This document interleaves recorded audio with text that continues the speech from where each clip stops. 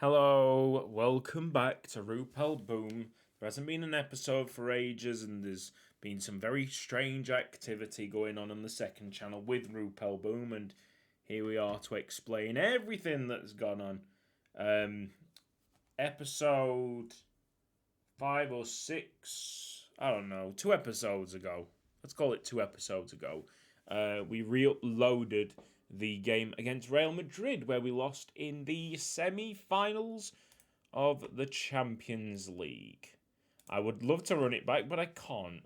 I think this is all correct data coming from my mouth. We, in the same session, went into the new season, played the Club World Cup, lost in that as well. Inter Milan won the Club World Cup. Restructured the team because I don't think it was firing on all cylinders up front. So Kurt Warren went. It was a really, really long session, say 6 or 7 hours. And for some reason, the game stopped working. And I hadn't saved all the way through the session that I'd done, which was totally my own fault. I usually save after every single episode that I make. So after that huge setback, I deleted the video off the second channel and slept on it to try and think what the next step would be, because we were back to playing that Real Madrid semi-final in the Champions League. And my initial thought was like, okay, we'll just replay it and say that something happened with the save. But I just didn't feel right going through against Real Madrid. I didn't feel right winning against Standard Liège in the Belgian Cup when instead they'd pulled off the upset with my rotated side out. It didn't feel right at all playing like that. And I felt like I'd had a double whammy if I allowed Real Madrid to win and allowed Standard Liège to win, and also going into the transfer window not knowing what my future would lie, and we'd have to do the activity again. So what we actually decided upon was that I would lose. Well, basically, we would recreate what happened in the episodes as best as we possibly can, financially, transfers, everything that you can think of, we've done as close as possible. So Inter Milan won the Club World Cup. Man City won the Champions League, beating Real Madrid in the final. All that stuff is exactly the same as what you remember it from the last episodes. So it is simply just a follow-up. All the transfers are the exact same. Yes, they were pulled off through big thanks to that in-game editor that helps me just fix stuff sometimes when everything goes wrong. But thanks to that in-game editor, we were able to move players about like they were done at the start. I think they're on exactly the same wages as well, if I've done them correctly. Just very, very happy with how it really turned out, even though it took another extra 5 hours on top to get back to a stage where the game had crashed in the first place. And for anyone wondering, the crash came through Steam Link. So I was going to be on my bed, just putting my feet up. Sorry, I've just hit my hand on the table. I was going to put my feet up for a bit, and I was going to also put the game onto my phone.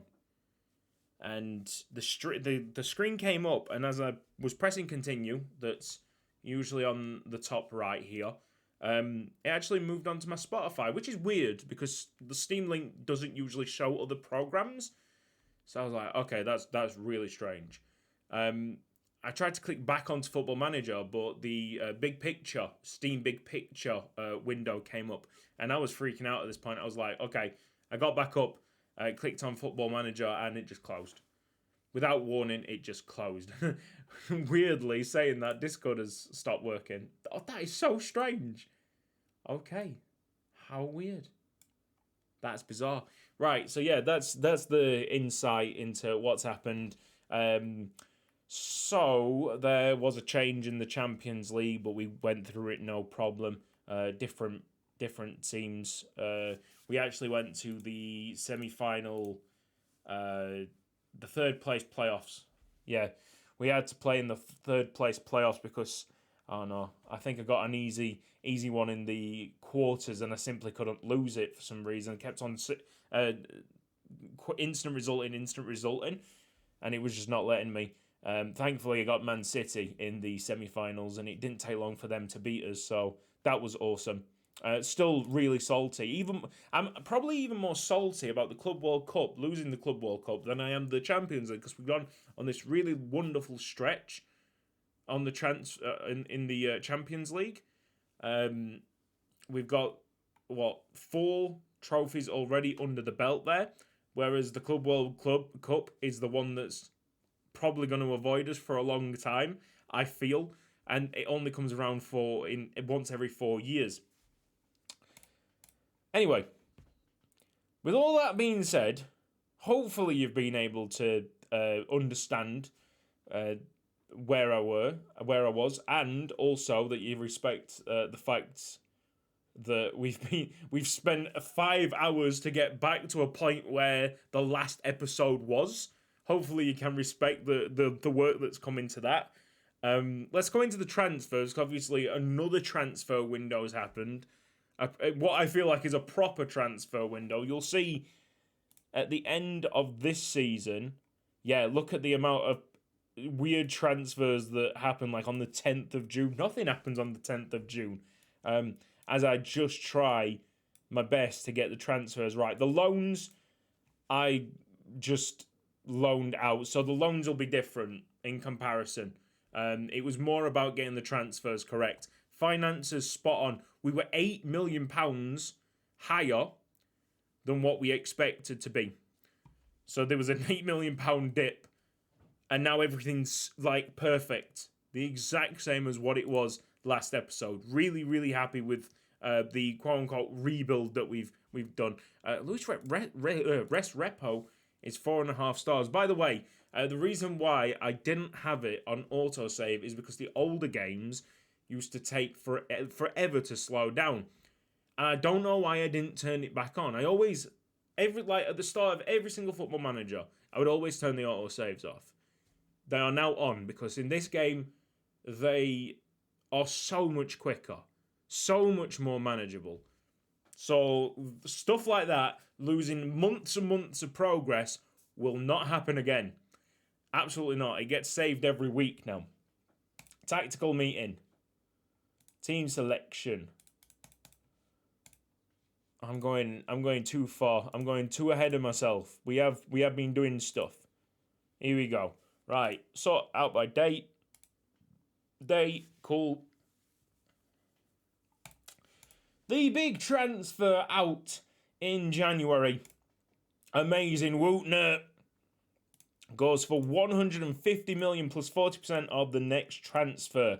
A couple of loans, and Paulo goes to Man City for 25 million plus 40%, I believe. And the loan of Julian Constantin is actually quite a big one. He's off to Atletico Madrid for the rest of this season. And the reason why I decided, you know what, let's loan him out is because we brought back Kim Kaye, and he's progressed. He's so good. He's so good. And this is the reason why I was pissed, because I know it was going to turn into something outstanding, and that we were having to pay that £107 million back. But thankfully, it wasn't more, and also I was able to bag with the Wootner money someone that I've desperately wanted to sign, and thankfully he's like maximum potential in Wu Zhao Chen.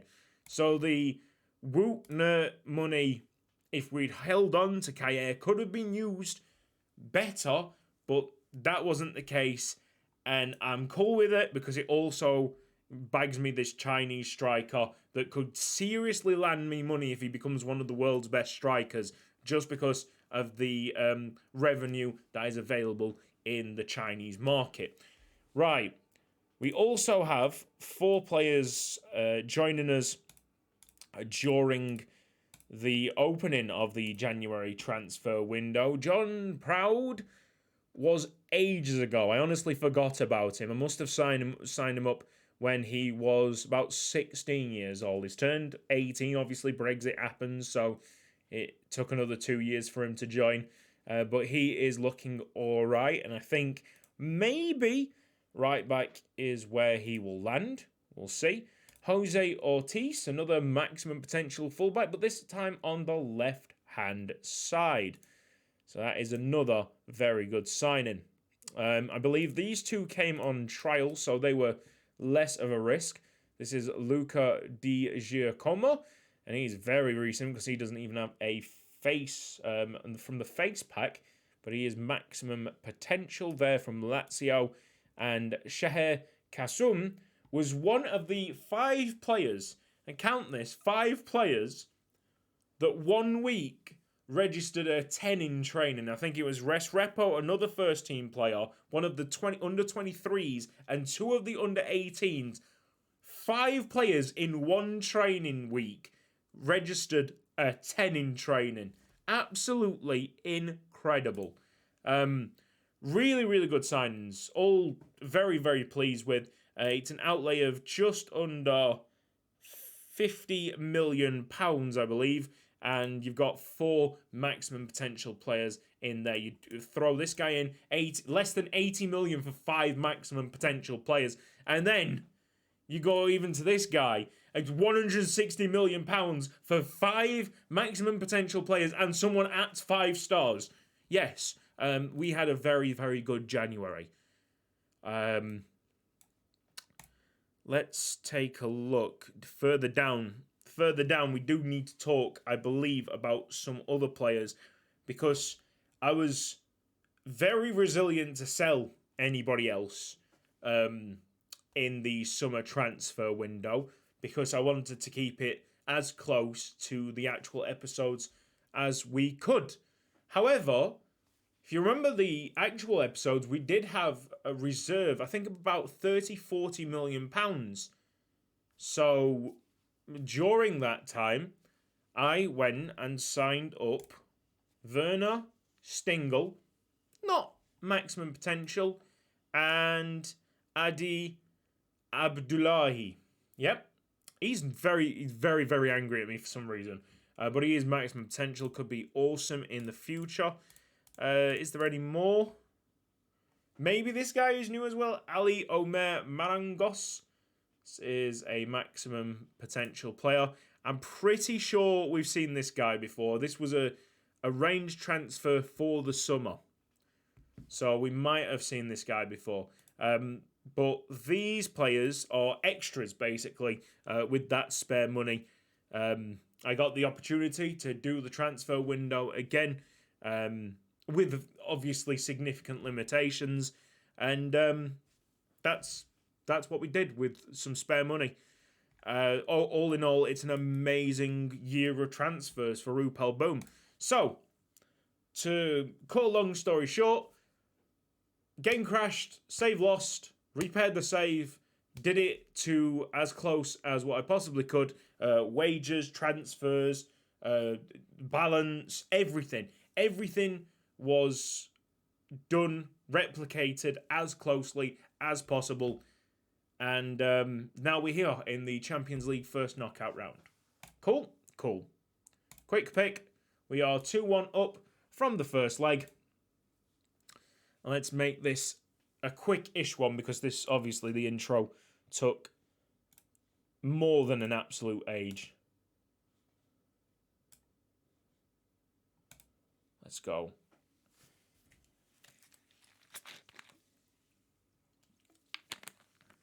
So you probably understand, as soon as I decided to replicate the save, the reason for re-uploading the video that I'd initially taken down, simply because I tried to redo the entire save, beating Real Madrid in that semi-final, winning the Belgian Cup, and I didn't feel good about it at all. So I felt like out of the two problematic solutions. Like, nothing was a perfect solution here.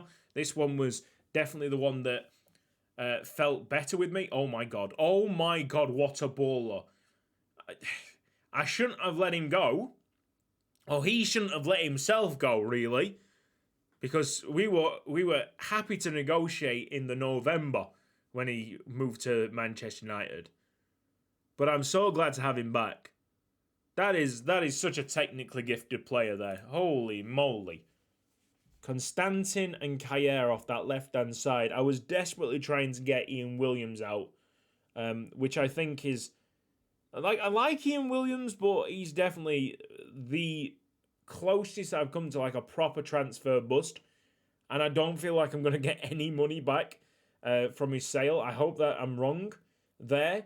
But just in terms of how much money I paid for him, how much wages he's on a lot of wages. What he actually brings to the football team, I probably should have held my breath a little bit.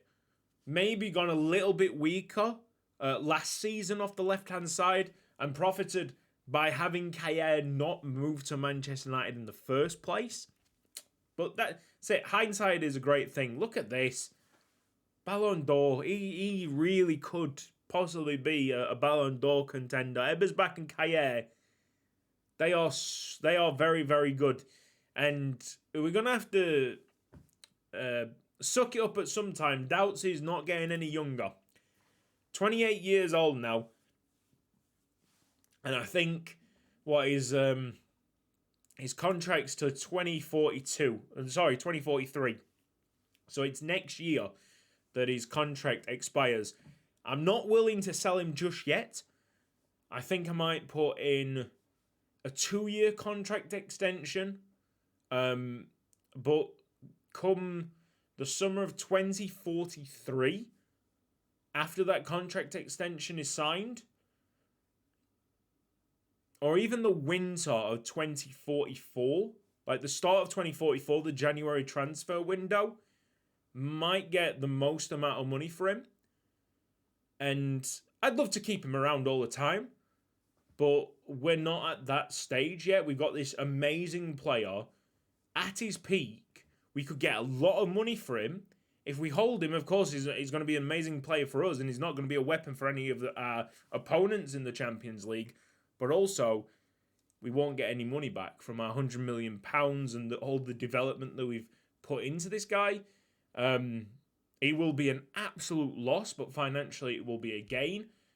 And it's soon time to be moving on from this incredible player that 7-time Ballon d'Or winner, I think. Just have a check on this.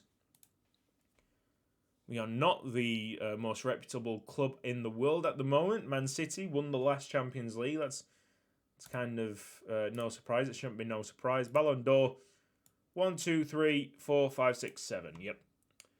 So he's been voted the Ballon d'Or winner in every single one of the last 7 seasons.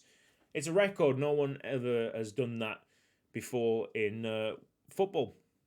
That entire sport, which is absolutely unbelievable. All right, 30 minutes gone here. Rupel Boom cruising to a first knockout victory over AC Milan. I wanted to play the AC Milan striker that we got from the summer here. Oh my goodness, Verhoek. Verhoek could be the next guy, which would be weird, because Verhoek, I think, is a Dutch player coming from the Ajax Youth Academy, just like Doubts. There was actually a screenshot that I shared earlier in this actual save, not the one that was lost, where Verhoek and Doubts were both on 10 ratings come to the end of one of the games because they both scored like 4. It was just incredible. Really high scoring games of football through this year. We're having a bit of a laugh. That's a drilled in ball by Ebersbach. Leon Verhoek. I know, like, Vetty will be cringing every single time that I say these names because I'm absolutely not pronouncing them right. flying along. Only 4 on target so far, but 4 have gone in for Rupel Boom. It's such a contrast in comparisons to last year. The worries of last year very much have gone. One of the delightful things that came through that first transfer window, and maybe I would have been a bit more reluctant to replicate everything if I hadn't have got everything so right in the transfer window afterwards.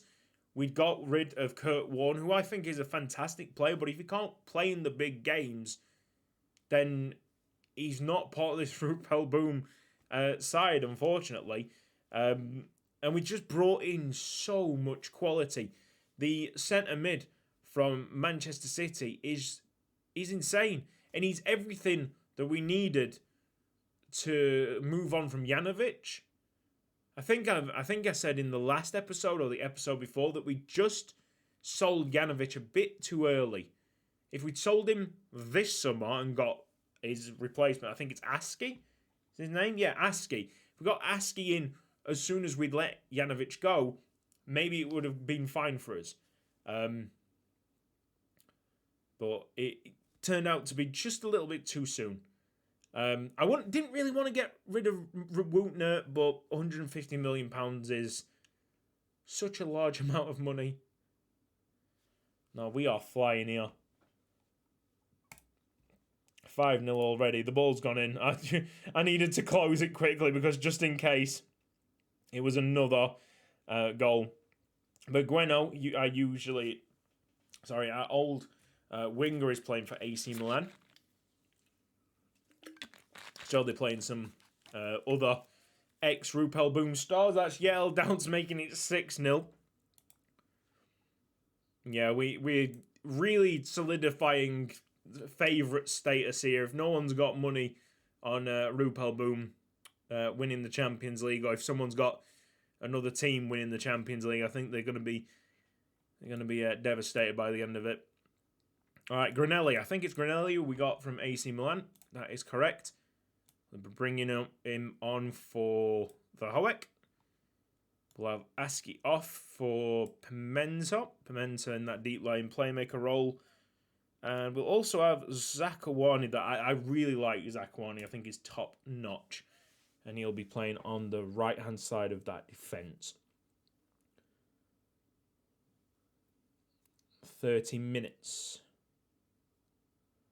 And all that it looks... Guy Guerin's playing. Okay, awesome. Guy Guerin's playing for AC Milan. Obviously a soft spot for us because he came through our youth intake. And the only one to really break through ever since we upgraded it significantly. Man, AC Milan really have been put through this. 7 shots on target for Rupel Boom. 6 have gone in. We're 6-0 up from an expected goals of 2.6. Wow. Oh, they have a winger called Adolf. Yeah, that guy's been hanging around for a bit, and I'd hope that he'd not appear in one of the episodes, but it looks like he has. Takac is one of our players as well, so they're playing a double Rupel Boom centre back pairing. That's an interesting one. Zakawani from the right. The good thing is he's natural as an attacking right mid, so he'll be happy to bomb forward and get crosses in. That's going to be ours. And they're desperately just trying to get the ball anywhere away from the net.